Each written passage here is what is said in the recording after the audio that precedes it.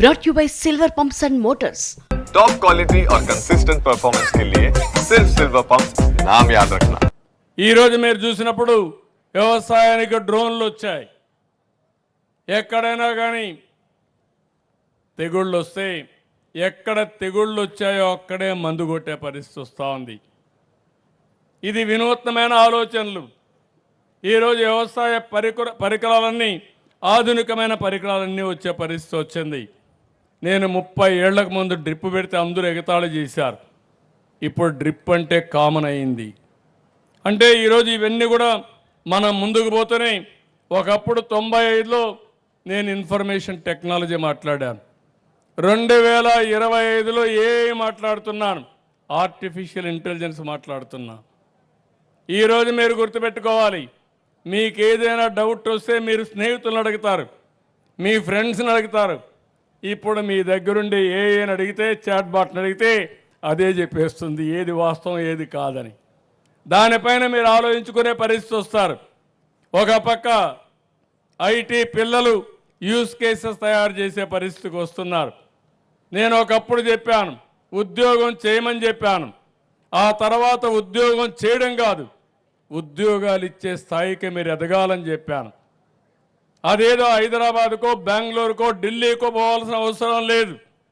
ఈరోజు మీ ఇంట్లో మీరు కూర్చొని నాలెడ్జ్ ఎకానమీలో పనులు చేసే పరిస్థితి వచ్చింది, కంపెనీలు ప్రారంభించే పరిస్థితి వస్తుంది.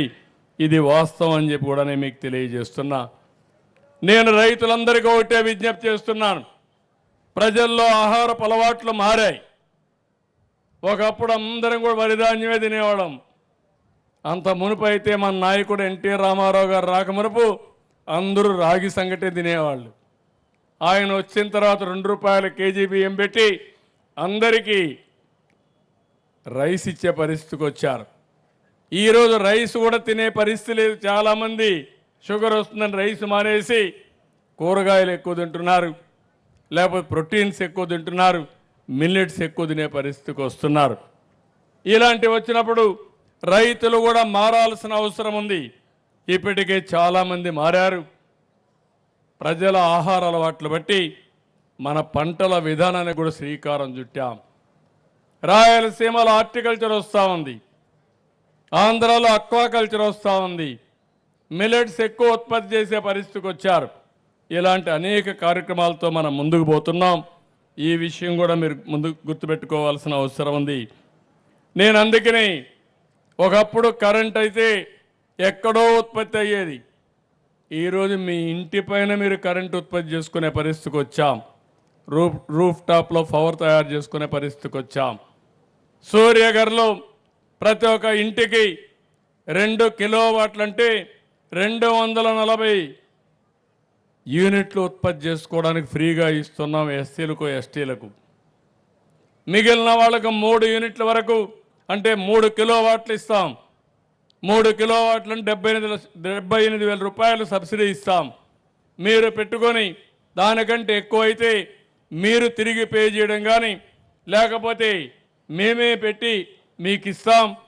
ఆ పైనుండే డబ్బులు తీరే వరకు మీ కరెంటు డిపార్ట్మెంట్కి ఇస్తే దాన్ని స్వాపింగ్ చేసుకుంటారు, అడ్జస్ట్ చేసుకుంటారు. ఆ విధంగా కూడా ముందుకు పోతున్నాం అని చెప్పి నేను మీకు తెలియజేస్తున్నా. ఈరోజు నేను ఒకటే మిమ్మల్ని కోరుతున్నాను, నేను ఒక 10 ప్రిన్సిపల్స్ తీసుకున్నాను. జీరో పావర్టీ నా జీవితాశయం.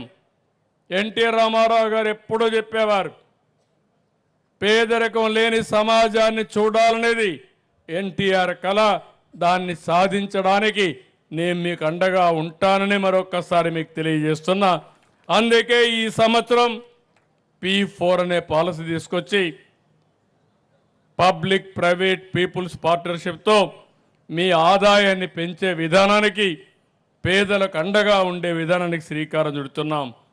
రెండవది ఉద్యోగాలు. ఉద్యోగాలు రావాలి, ప్రతి ఒక్కరికి పని ఉండాలి. పని ఉంటే మనం ఆరోగ్యం బాగుంటుంది, ఆదాయం వస్తుంది, మనిషి కూడా తృప్తినిస్తుంది. ఇప్పుడే ఒక టీచర్ని, బేగం గారిని మీరు చూశారు. ఆవిడ మాట్లాడినప్పుడు నేను దినానికి 3-4 గంటలు కష్టపడుతున్నాను, దీనివల్ల నాకు ఆనందంగా ఉంది. కొంతమంది అన్న నాకు మానసిక వికాసం ఉంది, నాకు స్ట్రెస్ లేదు, ఏదో ఒక పని ఉందని చెప్పే పరిస్థితికి వచ్చింది. ఇది యథార్థం. అందుకని ఈరోజు పనికి కూడా నేను చూసింది, దీన్ని పెద్ద ఎత్తున ప్రోత్సహిస్తున్నాను. ఏదైతే ఈరోజు మీరు ఆలోచిస్తున్నారో వర్క్ ఫ్రమ్ హోమ్ అనేది ఒక విధానం కావాలి. మీకు అవసరమైతే స్కిల్ డెవలప్మెంట్ కోసం ప్రత్యేకమైన శ్రద్ధ పెడతాం. కంపెనీలు కూడా తీసుకురావడానికి ప్రోత్సహిస్తాం. మీ ఇంట్లో మీరు కూర్చొని చదువుకున్న వాళ్ళు పనిచేసే విధానానికి శ్రీకారం చుడతామని చెప్పి కూడా నేను మీకు తెలియజేస్తున్నా.